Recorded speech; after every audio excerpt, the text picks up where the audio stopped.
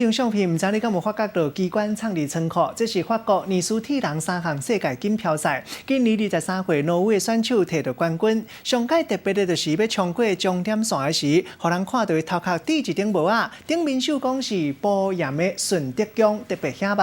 互咱台湾的民众嘛感觉真光彩，认为有败有保庇，保庇摕第一。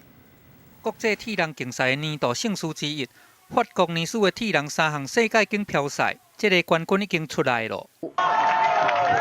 接受众人的扑打，23岁挪威选手得到冠军。不过台湾的民众目睭真金，来甲镜头扭较近的，看伊头壳顶戴的帽仔有绣这个保严顺德宫，这个鸭喙帽仔，网友拢看甲真惊喜。有人就是讲这是改图的，嘛有人讲这敢是这个顺德宫赞助播出的。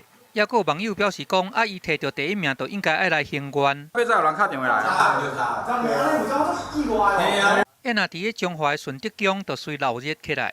庙方伫咧清一暗电话就接袂煞，大家拢足想要爱这顶帽仔，阁有人冲去庙内底找这个同款的冠军帽仔来过火。我从乌日过来的，乌日，他用跑步跑到彰化来，我骑脚踏车骑过来，是为了来朝圣这个。对，这世界冠军的帽仔来做啊，真欢喜。感觉咱的行为有咧发挥，发挥到外国去。